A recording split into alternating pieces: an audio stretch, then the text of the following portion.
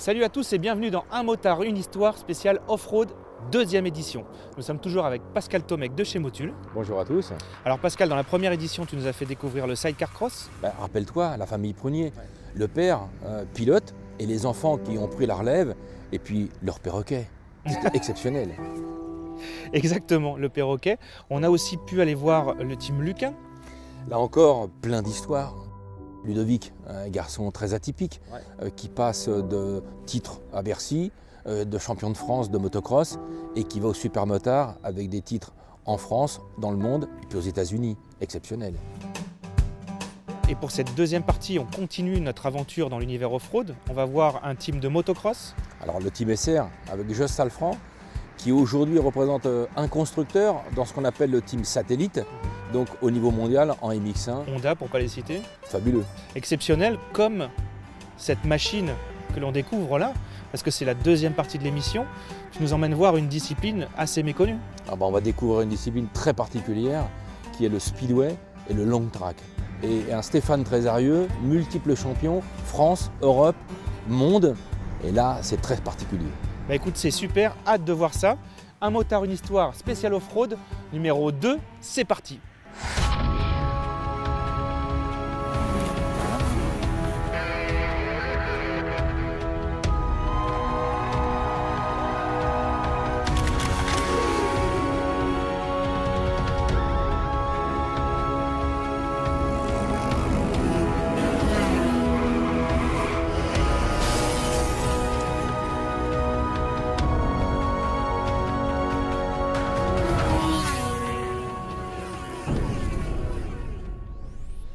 Alors pour découvrir le speedway, tu nous emmènes ici dans la région de Bordeaux. Tout à fait. Donc on est au cœur de cette discipline qui est le speedway et le long track. Alors on arrive chez TRS Racing, donc qui est le magasin de Stéphane Trésarieux, multiple champion dans la discipline speedway long track. Et lui va nous expliquer comment ça fonctionne. Super, écoute, j'ai hâte de voir ça. Après vous. Ah oui, c'est particulier, c'est pas du tout ce à quoi je m'attendais. Tu vas voir. Bonjour, bonjour Pascal. Stéphane, bonjour. Salut, enchanté. J'étais en train de dire que c'est pas du tout ce à quoi je m'attendais, c'est quand même hyper varié, on a de tout. On a des vélos, des motos, on a même des tondeuses un peu partout. Ben ouais, c'est mon choix, je suis concessionnaire de marques de tondeuses, tracteurs tondeuses, robots tondeuses et aussi moto, vélo. Mais surtout ce qui est intéressant ici, c'est la compétition, le sport que je fais. Stéphane, mets-nous un petit peu le niveau pour comprendre, pour que Yann puisse comprendre. Stéphane Trésarieux, c'est qui? Stéphane Trésarieux, c'est un pilote de grass track et de speedway, long track, multiple champion de France, champion d'Europe de grass track et 2 fois champion du monde par équipe avec l'équipe de France. D'accord. Eh bien écoute, enchanté, impressionnant palmarès.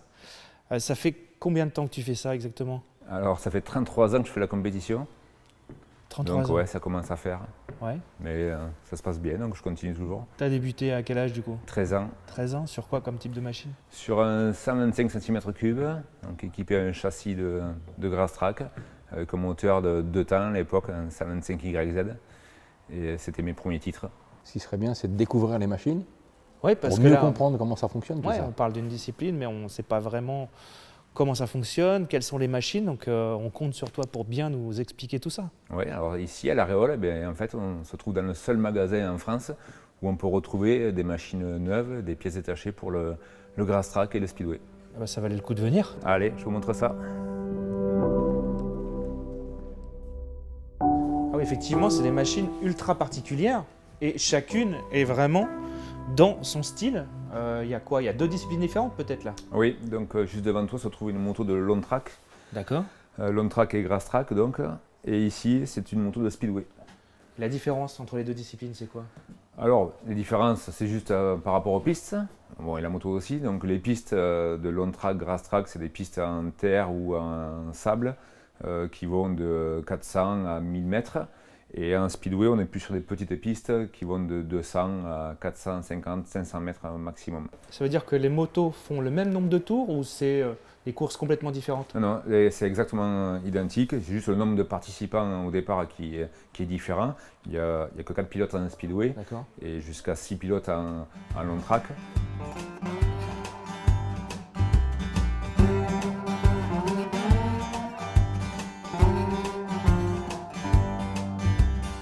c'est la castagne, ça. Ouais, c'est la castagne là aussi. Mais en fait, voilà, c'est juste une histoire de longueur de piste et de moto un petit peu différente, mais en pilotage, c'est similaire. Alors justement, par rapport aux différences, donc celle-là, tu m'as dit que c'était Une speedway. speedway. Donc, qu'est-ce qui fait la particularité d'une machine de speedway? Alors là, le gros changement par rapport à une moto de long track, c'est qu'on n'a pas du tout d'amortisseur à l'arrière. On se retrouve juste avec une fourche à balancier. C'est monté en rigide complet. C'est monté complètement rigide et pas de boîte à vitesse, c'est juste un relais. Donc on lâche l'embrayage et c'est parti pour 4 tours. D'accord. Sur la moto de long track, on voit au milieu une petite boîte à vitesse avec 2 rapports. Oui. D'accord. Et si sous la bâche, on peut apercevoir un amortisseur à arrière. Donc là, il se trouve un mono-amortisseur pour l'arrière. Donc la moto est sensiblement plus longue. Et le diamètre des roues arrière est différent. On a un 22 pouces sur la moto de long track et 19 pouces sur la moto de speedway. Alors j'en ai rarement vu à la station des machines comme ça. J'imagine que quand tu veux faire le plein, ça se passe là, mais tu mets du super, du sans-plomb? Non, ça fait partie aussi des particularités de notre sport. On roule au méthanol, donc 100% méthanol. Donc tout petit réservoir, petite contenance puisqu'il n'y a que 4 tours. Ouais. Et ça alimente un monocylindre? Oui, donc un monocylindre 4 temps de 500 cm3. Un des monocylindres les plus puissants qui existent sur le marché, qui peut atteindre jusqu'à 90 chevaux.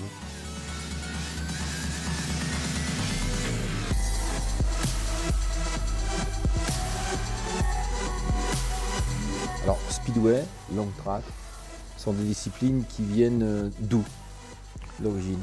Alors c'est le dilemme, certains disent que ça arrive de l'Angleterre, d'autres l'Allemagne a commencé. Donc aujourd'hui dans l'histoire, le sport est tellement vieux qu'il faudrait voir les historiennes du sport parce que je suis incapable de dire aujourd'hui si c'est vraiment les Anglais qui ont démarré ce sport. Et la région sud-ouest a cette particularité d'accueillir cette discipline, speedway long track? Oui, on se retrouve en fait dans un noyau où les pistes sont concentrées dans le sud-ouest. Marmande, Morizès, La Réole, Saint-Macaire, Miramont, ce sont des villes très proches les unes des autres. Et on se retrouve à avoir ces pistes concentrées dans notre sud-ouest. Alors c'est des machines vraiment particulières. Il y a un truc qui m'intrigue, c'est ça là, le double levier. Oui, alors ça c'est une spécificité de notre sport. Donc on a l'embrayage. Ouais. Et ici, dès qu'on a fait nos 20 mètres ou 30 mètres, ben, on claque et on passe à la deuxième direct. Ah d'accord. C'est un peu un système Vespa, mais un peu plus violent, quoi. Voilà, c'est violent, c'est ça. Est-ce que le speedway, long track et le flat track va-t-il à un moment amener le côté populaire de toutes ces disciplines dans la région du sud-ouest? Ben, on le voit déjà grâce au flat track. Effectivement, le flat track, plusieurs pilotes de vitesse ou de cross, d'enduro sont venus nous voir, font du roulage. Donc c'est vrai que ce sport aide à leur sport à eux. Donc j'espère que ça va faire évoluer notre discipline. Mais ce qui serait sympa, c'est aussi qu'ils essayent des vraies motos de glisse. Parce que là, les sensations sont complètement différentes. Il y a une vraie différence entre le flat track et le speedway. Ça, on ne s'en rend pas compte quand on est de l'extérieur. C'est quoi exactement la différence? Enfin, qu'est-ce qui fait que le flat track est aussi populaire et que le speedway est un peu moins accessible? Parce que c'est des motos spécifiques, donc c'est pas facile à retrouver. Je disais, je suis le seul magasin en France. Donc c'est plus facile de prendre sa moto de cross et de l'équiper en flat track ou une Harley ou tout ce que vous voulez. Tandis que ça, il faut vraiment être dans le milieu. Et puis après, pour pratiquer ce sport, c'est quand même un peu plus compliqué.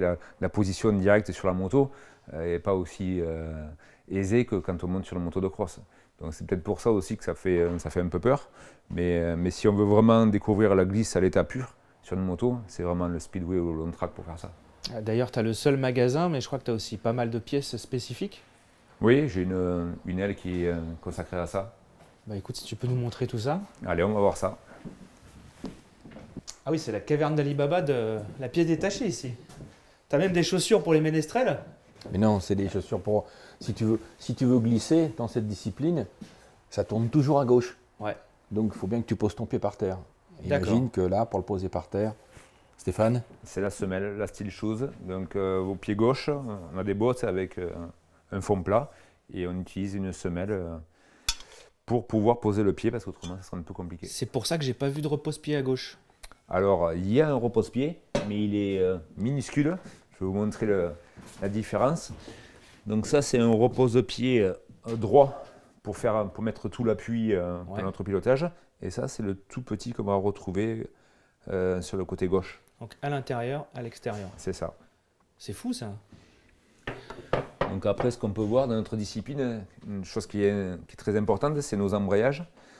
Parce que bien sûr que 4 tours, donc le départ est primordial. Donc les pilotes travaillent beaucoup sur leurs embrayages, il faut que ça soit toujours parfait. Donc beaucoup de réglages de type de ressort. Le serrage de l'embrayage aussi diffère. On peut voir différents types de disques, plus soft, plus hard. On n'est plus dans la spécificité d'un moteur où effectivement tu as la boîte, l'embrayage et le moteur qui fonctionnent ensemble. Là, on est uniquement comme un fonctionnement presque automobile, puisqu'effectivement, tu n'as que la partie mécanique moteur qui fonctionne, puisqu'effectivement, il n'y a pas d'huile au niveau de l'embrayage. Alors après, je vois une pièce qui est assez particulière, c'est que d'habitude, les carburateurs, donc en moto, ils sont un peu debout.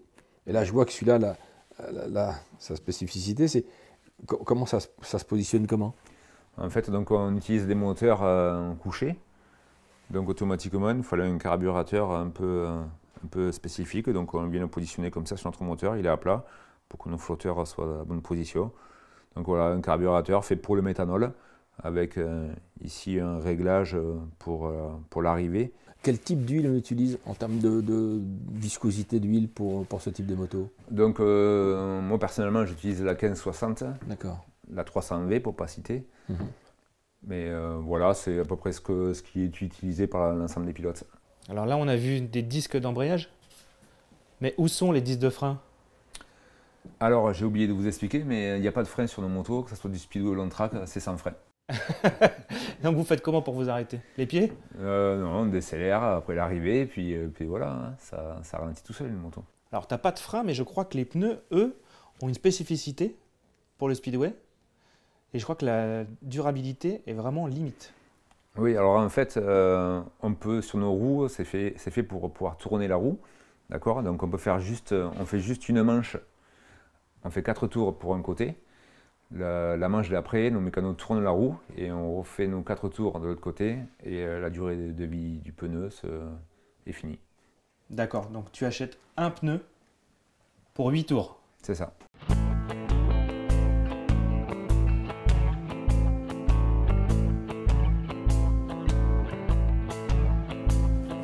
Stéphane, oui. Je vois que celles-ci, elles ont, je dirais, une particularité. Elles m'ont l'air un petit peu plus petites. Est-ce qu'on peut parler de relève, cette jeunesse? Oui, mais justement, c'est des motos pour enfants, donc des 125 cm3. Donc toujours pareil, une moto de speedway, donc sans amortisseur. Et là, ici, une moto de long track avec l'amortisseur et toujours pareil, le petit moteur 125, spécialement fait pour les enfants. Donc c'est un peu une manière de faire autre chose que du motocross, parce qu'il n'y a pas que ça en fait chez les jeunes. Hein. Ben oui, justement, donc nous on a la catégorie des jeunes, donc qui commence à partir de 10 ans. Et donc ces motos sont faites pour ça.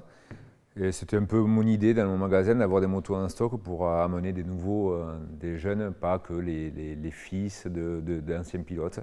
Alors Stéphane, on a une machine qui est un peu particulière. Tu peux nous en dire un peu quelques informations sur cette machine? Ben donc là aussi c'est pareil, pour l'initiation c'est parfait. C'est une petite flat track, donc une Sunday, parfait pour commencer dans cette discipline. La vraie petite moto de flat track. Ça fait quoi comme cylindrée ça? Alors celle-ci c'est une 190 cm3. On a de la 150 aussi. Ça fait combien de chevaux à peu près? Je sais pas.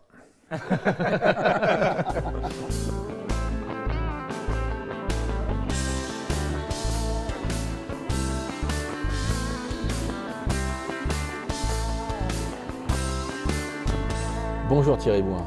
Bonjour Pascal. Donc, toi qui as un rôle important donc, à la Fédération française de moto et dans cette discipline, est-ce que tu peux nous parler un peu plus de Stéphane qui a été très discret, très humble tout à l'heure lorsqu'il nous a présenté sa discipline? Est-ce que tu peux nous parler un peu de l'histoire et de lui? Donc avec Stéphane, effectivement, on a eu la chance de courir ensemble, de partager des grands moments. On est potes depuis toujours, ça c'est clair. Après, je dirais que Stéphane, aujourd'hui, c'est l'image de la discipline. C'est la personne qui a amené les premiers titres, malgré tout, à nos pilotes français. C'est clair que Stéphane a été le premier pilote sacré champion d'Europe. Il a un titre de champion du monde par équipe aussi, il a été vice-champion du monde de long track, donc Stéphane a quand même brillé. Donc aujourd'hui Stéphane c'est notre représentant des pilotes en fait, c'est lui le porte-parole des pilotes, il est là aussi pour associer les nouvelles idées de la commission, les idées des clubs malgré tout, et puis soutenir les pilotes et encourager aussi les pilotes à travers cette discipline. Historiquement, le long track est une discipline qui est arrivée pendant la guerre en fait. Ici en France, le long track a été ramené par des Français qui ont été prisonniers en Allemagne, qui sont restés en Allemagne et qui sont rentrés après et qui ont importé cette discipline ici. Ce qu'il faut savoir, c'est que malgré tout, la course sur piste est un des plus vieux sports de la Fédération internationale de moto. C'est vraiment un sport historique et on a des épreuves au début des années 1900, 1920, 1925, voilà, les premiers championnats du monde ont démarré vraiment très très tôt. Ça fait partie vraiment de l'histoire de la Fédération internationale de moto. Et j'ai vu que la Fédération française de moto aidait beaucoup pour que la jeunesse reprenne les flambeaux. On sent cette envie qu'on aille un petit peu plus, qu'on soit un petit peu plus proche des jeunes. Écoute, sur ce point-là, il est clair que également nous, on fait partie à la fédération des commissions qui ont investi aussi sur la jeunesse. Aujourd'hui, nous avons une école itinérante à la commission des courses sur piste. Donc, nous avons en notre possession des motos de ce type, en fait, des mini-motos. Aujourd'hui, nous avons des éducateurs, des brevetés d'État, des DIGEPS, enfin des personnes qui sont là effectivement pour encadrer les gamins. Donc, on essaye tout au long de la bonne saison, donc à partir de maintenant jusqu'au mois d'octobre, de proposer des animations et des découvertes moto, en fait, afin de faire connaître notre discipline beaucoup plus. C'est clair que le flat est vraiment l'alternative idéale pour ça, quoi.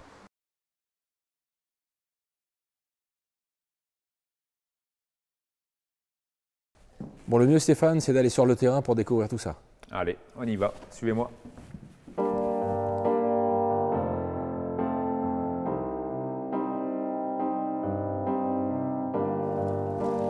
Donc là, on est à peine une vingtaine de kilomètres de ta concession. Oui, c'est ça. On est au circuit. Donc ça consiste en quoi? Ça existe depuis combien de temps? On voit qu'il y a des box qui sont assez anciens.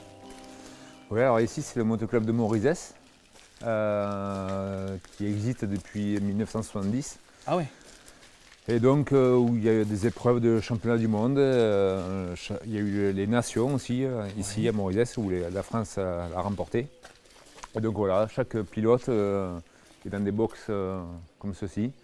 Donc c'est très typique et c'est sympa. Cette lampe et ce klaxon, en vitesse, on entend souvent quand un pilote rentre dans le paddock, ça sonne. Là, ça sonne, mais pas pour la même chose. Oui, en fait, il y a une multitude de manches et le directeur de course enclenche un minuteur quand le premier pilote rentre en piste. Et donc, il n'y a plus que 2 minutes avant de se rendre sur la ligne de départ. Et donc, c'est ce gyrophare qui tourne et ce klaxon qui sonne pour indiquer les 2 minutes à venir sur la ligne de départ. Mais là, ici, ça doit être l'effervescence pendant les compétitions. Hein. Bah, moi, je suis venu une année de nation. Et là, dans cet endroit, tu as peut-être combien? Vingtaine, trentaine de pilotes. Oui, c'est ça. Et tu as 5, 6, 7 000 personnes. C'est la fête, il y a de la musique, les courses sont ininterrompues. C'est vraiment une grande fête de région, quoi. Avec des courses d'un niveau mondial, quoi. Ouais, c'est ça, en Donc fait. c'est exceptionnel. On sent que c'est un endroit qui a une histoire, qui a vraiment on le vécu. sent. On sent l'histoire. Ouais, on sent l'histoire, comme tu dis. Et donc là, c'est les paddocks. Oui. Et ensuite, on passe en prairie, j'imagine. Voilà, Ouais. juste au-dessus. Et après, on rejoint l'anneau. Direct sur l'anneau. Donc là, c'est la fameuse pré-grille. Vous êtes combien en fonction des catégories? Alors, pour le mondial, on est à 5. Et pour les nations, c'est là où on est 6. Ok. Et ensuite, on Et là, entre donc, dans l'arène, on va dire. Ouais, c'est ça, c'est tout à fait ça. Une arène, quand il faut l'imaginer avec noir de monde. Ça ressemble vraiment à une arène. Et on rentre sur la piste sablonneuse de Morizès. Et donc, comment ça se passe? Le départ est donné comment? Est-ce qu'il vaut mieux le placer à l'intérieur, à l'extérieur? Qu'est-ce qui joue vraiment sur le départ, le pilotage? En fait, dans chaque manche, on part chacun à un couloir différent. Suivant les pistes, l'intérieur peut être bon, l'extérieur peut être bon. Ça mais dépend de la piste, en fait. Ça dépend de la piste et l'état d'évolution de la piste aussi. En fait, ce qui se passe, c'est que bien souvent, on a la matière qui s'accumule vers l'extérieur. Donc, c'est plus intéressant de passer à l'extérieur. Il y a plus d'adhérence par rapport au passage à l'intérieur. Ah, parce que c'est quoi comme matière, ça? C'est du... Donc ça, mélange de sable. c'est une espèce de filière. Donc oui, c'est une piste en sable. Alors justement pour le départ, Pascal parlait d'élastique. Il faut le prendre au sens propre ou au sens figuré? Ouais, c'est tout à fait ça. On va aller le voir, il est un peu plus loin. Alors là, celle-là, elle est vraiment large. Parce qu'en fait, c'est une des seules à être comme ça. En fait, la piste de speedway, elle est à l'intérieur, c'est une piste de speedway. Donc là, le départ est donné avec un élastique, c'est ça? On tend un élastique? Oui, tout à fait. Donc ici, il faut s'imaginer deux piquets en ferraille avec un élastique, avec des électroaimants. L'arbitre qui se trouve en haut de la passerelle. Ici, il faut s'imaginer un feu vert. Il enclenche un feu vert. Au moment du feu vert, on se met tous à accélérer complètement à fond, bien droit sur notre ligne, on ne bouge pas. Et le fil l'élastique se lève. Et il est si furieux. Donc si on pousse l'élastique, c'est faux départ. Oui, mais c'est aussi une exclusion. Ouais, voilà, on voit les traces laissées par les roues arrière. Et donc c'est un choix aussi, ça fait partie de la technique de notre sport, à trouver la bonne saignée, trouver la bonne... on fait du toucher comme ça, et par rapport à nos réglages, on sait où on doit partir. Et c'est un gros travail, vous verrez dans les images de speedway ou de long track, il y a un gros travail pendant quasiment une minute des pilotes. Chaque pilote est en train de travailler ça. Un peu comme des jockeys, quoi. Ouais, c'est un peu ça. On travaille vraiment notre ligne. Comme en motocross. C'est vrai. Pendant longtemps en motocross, ils ont fait ça. Aujourd'hui, oui. effectivement, ça. Aujourd'hui, c'est fini. C'est fini puisqu'ils leur ont mis des herses, donc qui permet effectivement aux pneus d'accrocher. Mais sinon, on avait depuis de nombreuses années, on avait les pilotes de motocross avec le talon des bottes, faire leurs traces avec leurs mécanos tenant leur moto. C'est original, c'est original. Donc la piste appartient à la mairie? Oui, c'est à la commune. Donc c'est une entente entre la commune et le motoclub. Depuis les années 70. Oui, qui date depuis très longtemps, même le terrain de foot au milieu. Donc c'est une entente cordiale entre tout le monde. Bah, c'est une belle histoire. Dans le monde du off-road, que ce soit le cross, le trial, l'enduro, il y a une grosse convivialité, il y a une vraie personnalité dans ce type de discipline et dans toutes ces régions de France.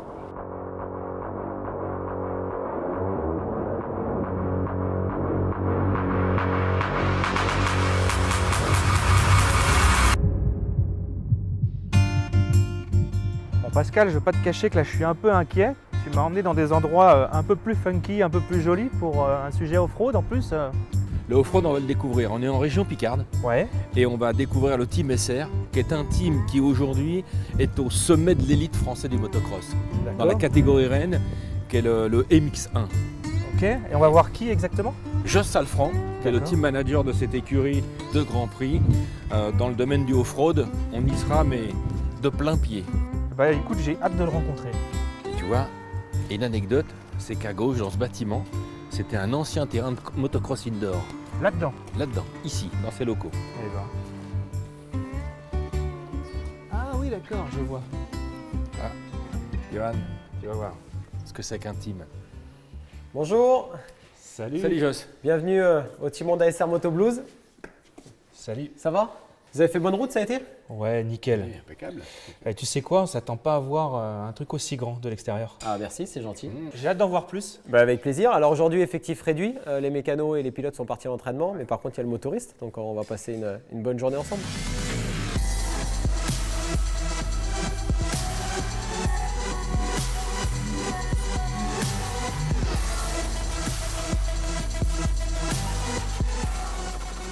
Ouais, c'est assez grand quand même. Hein. Ça fait combien de temps que tu es ici?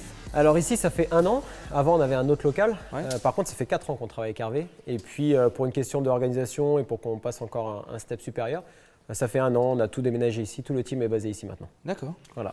Qu'est-ce qu'il est en train de nous démonter, Hervé? Donc là, Hervé est en train de nous démonter un moteur de course. On fait toute la préparation en interne dans le team. Donc du coup, là, il est en train de démonter un des moteurs pour faire la nouvelle préparation. Et après, ça va finir là-dedans. Exactement. Après, là, on est dans la deuxième partie. Donc là, il n'y a plus les suspensions, il n'y a plus le bras oscillant, il n'y a plus les roues. Donc il y a le cadre. On met le moteur dans le châssis. Et voilà, là, on est allé entre guillemets à la deuxième étape de la remontée de la moto. Donc toi, avant d'être team manager, j'imagine que tu as été pilote? Exactement. J'ai commencé la moto à l'âge de 4 ans. Donc c'est mon père qui m'a initié. C'est une histoire de famille. Comme souvent dans la moto, c'est vrai que c'est une passion partagée de père en fils. Et écoute, j'ai fait toutes mes classes, championnat de France mini-hiver, cadet, junior. Voilà, donc j'ai été dans le top 5 tout au long de ma carrière. Et puis j'ai réussi à être champion de France, donc de supercross. Et j'ai gagné le supercross de Paris-Bercy. Voilà, c'est mes 2 titres les plus importants à mes yeux. Voilà, exactement. Et après tout ça, en fait, j'ai C'est pas parti de vouloir vraiment monter un team, c'était plus pour rendre service à un ami. En fait, c'est parti comme ça, ami et très bon pilote, Loïc Rombaud. Il était dans une phase un peu plus difficile, il sortait d'un bon team en Grand Prix. Et il s'est retrouvé un petit peu entre deux. Il ne savait pas exactement son avenir, comment il allait se passer, et comment gérer la suite de sa carrière. Donc je lui ai proposé de monter un petit team et de le prendre avec moi et qu'on crée un team. À la base, c'est parti d'un team entre potes, quoi. Vraiment super fun, super sympa. On était 2 pilotes et puis voilà, c'est comme ça qu'il y a 10 ans, pratiquement jour pour jour, que le team est né.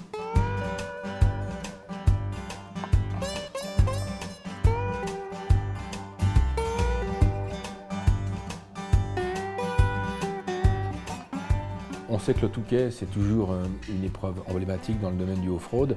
Sa particularité, course de sable, un public immense, des histoires fabuleuses. On y retrouve encore aussi des pilotes de MX, des gens qui s'illustrent en mondial. Donc c'est toujours très important pour un team d'être présent au Touquet au plus haut niveau pour pouvoir le gagner. Ça reste encore une des courses qui, un peu comme quand on gagne un Dakar, autant on va gagner le Dakar, on va être connu des médias, autant on va être champion du monde forcément peut-être de motocross, c'est un peu pour les vrais purs. Est-ce que le Touquet, ça reste toujours c'est exactement la même intensité? En fait, c'est exactement ça. Tu l'as bien expliqué, le Touquet, c'est comme le Dakar, on ne sait pas qui va être vraiment champion du monde des rallyes, alors si, les gens passionnés, la niche moto, oui. Mais par contre, le grand public va retenir le vainqueur du Dakar. Le Touquet, c'est ça. Hein. Voilà, on retient le vainqueur du Touquet et pas spécialement le champion de France des sables. Pour nous, c'est pour ça que c'est l'objectif avant tout de gagner le Touquet. Voilà, c'est beau d'être champion de France et nous, on a 10 titres de champion de France. Donc, en fait, c'est plus un travail sur la longévité parce que c'est un championnat, donc il faut être présent course en course et ainsi de suite. Et puis, c'est significatif pour nos sponsors, nos partenaires, parce qu'ils nous suivent, ils sont à fond derrière nous, pour nos fans. Par contre, pour encore passer un cap pour le grand public, là, c'est sur gagner le Touquet, voilà, c'est le top.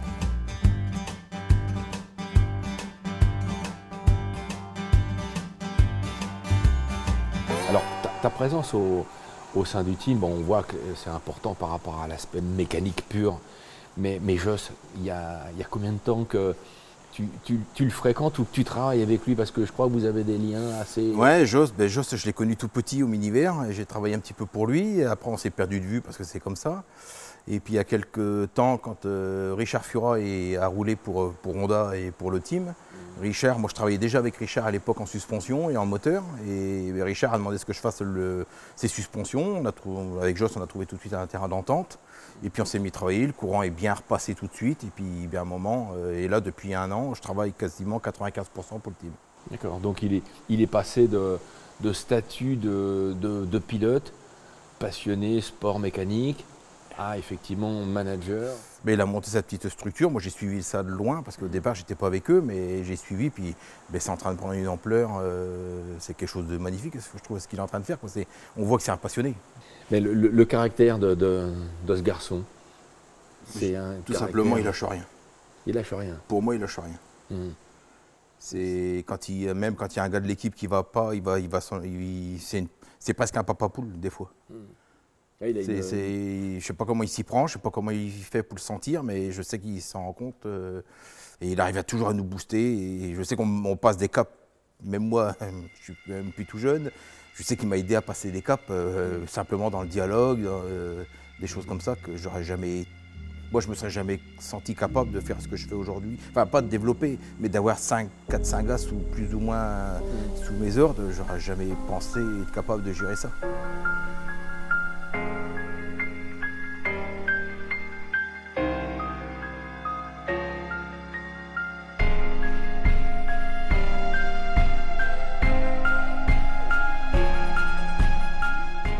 Quand je vais sur les GP, c'est le seul que je vois qui est en train de ranger avec ses mécanos.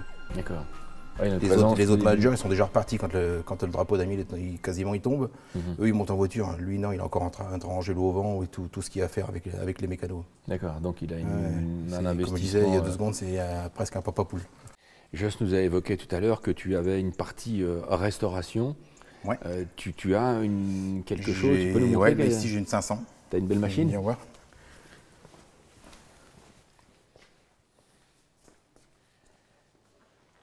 Ah oui, Du 500 de temps. 500 de temps. Carrément, c'est pas de la Ouais. petite restauration. Là, c'est pas de la petite. Là, c'est du lourd. Johan, viens voir. Viens voir, Johan. Ah, Non, ça, c'est de regarde. l'ancienne, ça. Toi, Quelle année, ça? Ça, c'est 89. 89. les grandes époques. Les grandes époques, surtout des 500 HRC à l'époque. Sur le pot d'échappement, il y a quelque chose de très atypique. Il y a marqué Pro Circuit. Ouais.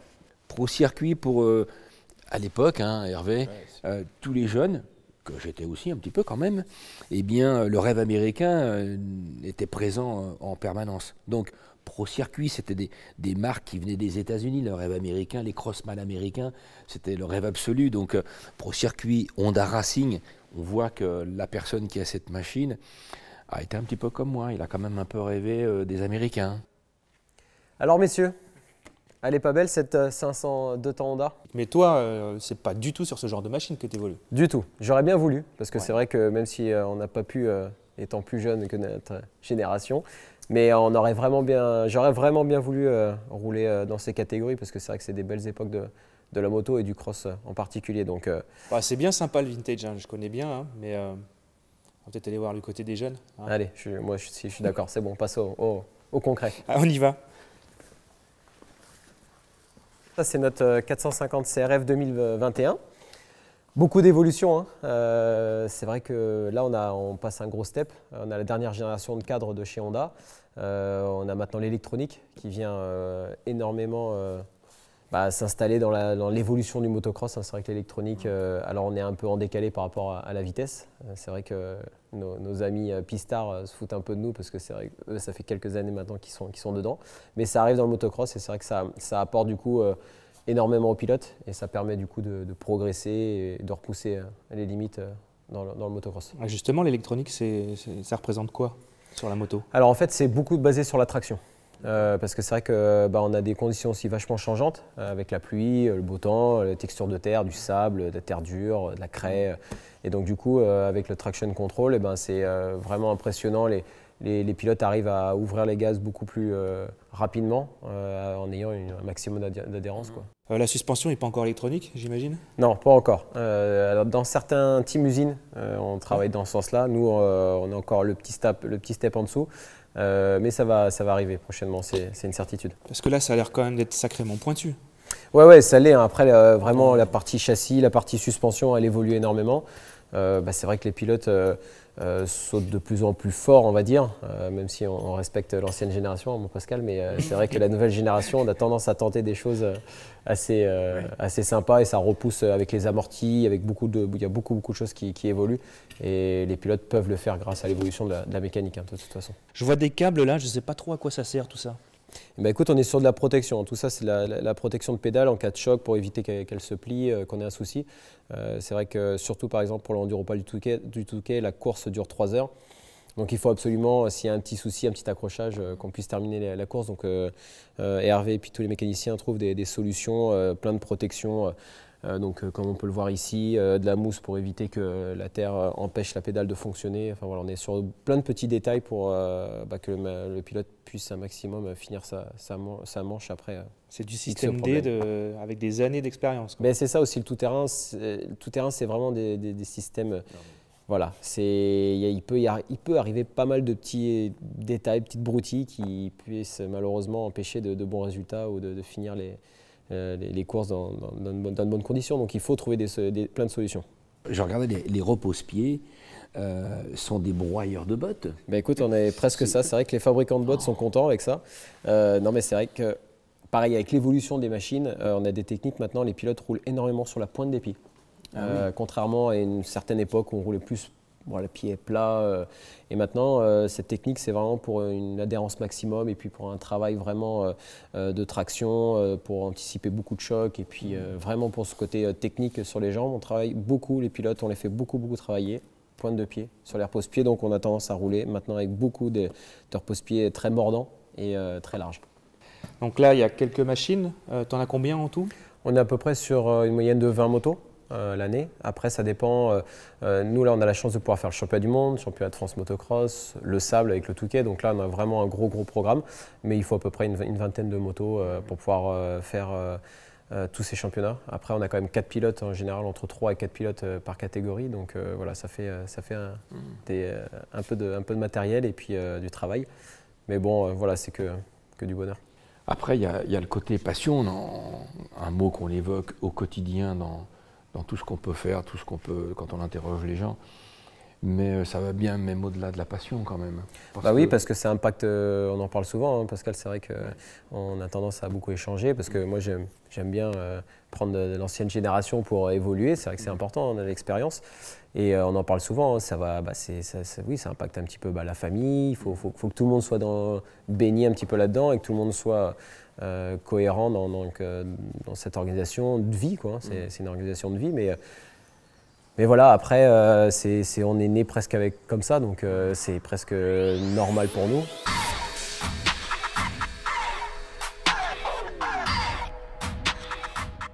Je vois qu'à côté d'Hervé, il y a un petit détail sur lequel j'aimerais qu'on revienne.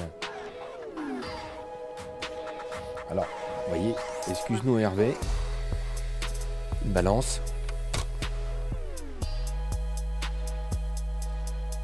Ce piston pèse 250 grammes. Il faut savoir qu'à 14 000 tours minute, le piston, il pèse 1,5 tonne. C'est énorme. Aujourd'hui, ce type de pièce mécanique, pièce importante, à 14 000 tours minute, prend 6 000 jets. Donc aujourd'hui, la mécanique, elle est associée obligatoirement à du lubrifiant.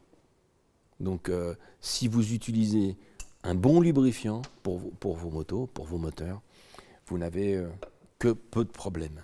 Du coup, toutes ces pièces, on peut le retrouver après pour le marché grand public, donc c'est ça qui est intéressant. Et puis pour rebondir sur la lubrification, nous, une partie côté moteur qui est très très important, c'est l'embrayage, notamment pour l'Enduro Paris Touquet. Qu'est-ce qu'on entend des casses moteurs à cause de l'embrayage ou des abandons à cause de l'embrayage. Donc c'est pour ça que nous on travaille énormément avec Motul pour avoir ce côté lubrification qui est hyper important. Nous, avec une mauvaise huile, l'embrayage ne tient pas, le moteur peut casser. Donc c'est très très important. C'est vraiment une partie qu'on ne peut pas du tout négliger. Je vois qu'également on a à côté de nous un T inférieur et un T supérieur. C'est ça. Et ça, c'est une pièce d'origine d'un constructeur. Exactement. Et comme je sais que le Crossman est très friand de ressembler aux motos d'usine, on a sur cette machine une différence entre une pièce d'origine et une pièce qui aujourd'hui est mise à disposition. On peut trouver ce type de pièce dans les catalogues, c'est disponible pour n'importe quel Crossman. Oui, c'est ça qui est bien en fait, c'est que ce qui est important de savoir, c'est que la partie tout-terrain, c'est une niche. Et donc du coup, que ce soit le grand public, le pilote professionnel ou non, on a tendance à beaucoup tous s'observer. Et ce qui est super, c'est qu'on arrive à avoir tous les produits nécessaires.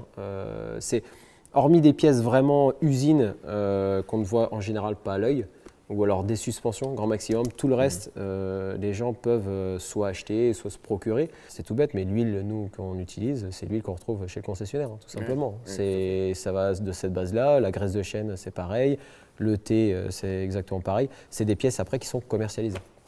Donc si je veux ressembler à Nathan Watson, je peux avoir la même machine que lui, quoi. Exactement, à l'identique. Bon. Un peu muscu quand même. Il va falloir travailler un peu quand même. C'est ça.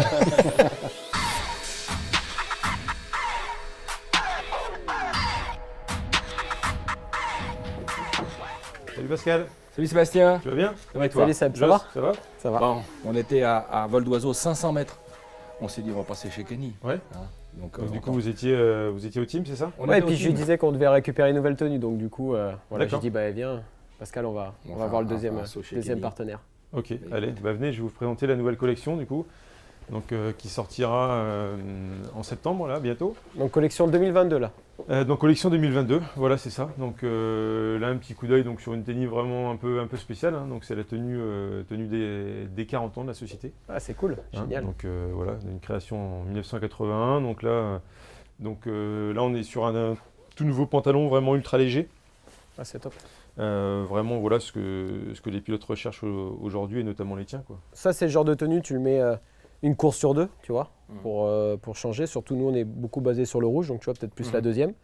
Et puis après, on est plus sur soit la noire ou soit la rouge. On a tendance à rester à code couleur assez soit rouge, soit noir par rapport, comme on est, par rapport à Honda. C'est le seul team que vous avez, Kenny, en MX, en MX1? Alors en MXGP, oui, c'est vraiment le seul team pour cette saison. Là, on travaille sur la longévité. Hein. Team Honda SR, Motul, Kenny, Honda, c'est du 8, 9, 10 ans. Donc c'est vrai, donc 10 ans, beaucoup de titres déjà acquis. Et voilà, il y a encore quelques titres à aller chercher et quelques victoires. C'est pas parce qu'ils sont picards que vous êtes partenaires. Hein, un petit peu. Allez, on va dire, on va être un petit peu chauvin quand même, on va dire que oui.